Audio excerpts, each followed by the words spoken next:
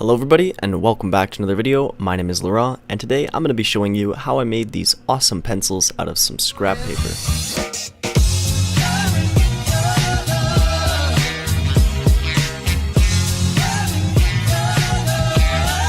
So in a recent video I showed how I made some pocket notebooks from comic book covers, and I ended up having some extra comic book covers left over. And remember seeing someone a while ago make pencils out of newspaper, so I thought it would be a neat project to accompany my notebooks. If you want to see how I made these notebooks, be sure to check out the video. That being said, let's get into this. So the material list for this project is actually quite small. You'll of course need some pencil leads. My mom actually happened to have some lying around, so I just used those, but you could find these pretty cheap online in bulk.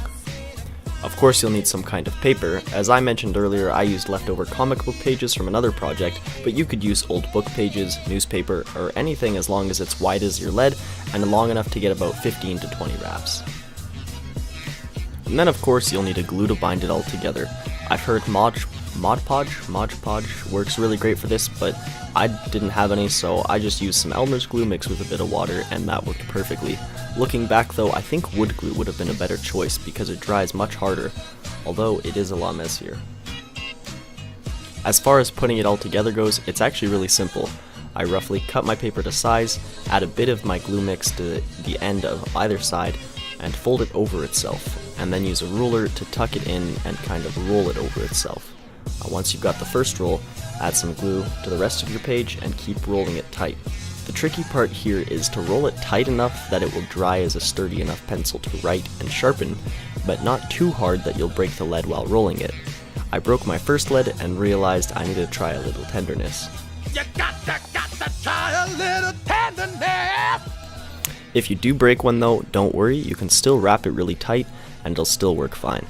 Also, make sure to keep your hands clean during this process because as you accumulate more glue on your fingers and they become more tacky, it becomes a lot harder to roll the pencil tight. Trust me on this one.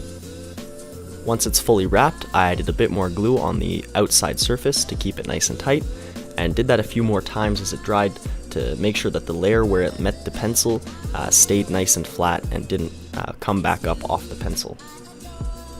Then I let it fully dry overnight, so the glue could dry all the way through. This is an air drying glue, and the very center doesn't have access to much air, so you'll want to give it plenty of time to fully set. Once it's set, you can use a kitchen knife on a cutting board to carefully trim your edges. Do this very slowly so you do not break the leads. If everything goes right, you should be able to treat it like a normal pencil and sharpen it as you would any other. Some of mine were a bit loose and tended to twist when I sharpened them, but I took it slow and they still worked fine. Others feel solid as wood and you can really tell it's a nice tight wrap. You could take the metal bits off the end of old pencils if you wanted and stick the eraser heads on these, but I kinda liked the raw look so I kept them as was. If I can be brutally honest about this project though, this one takes a lot more time than it's worth.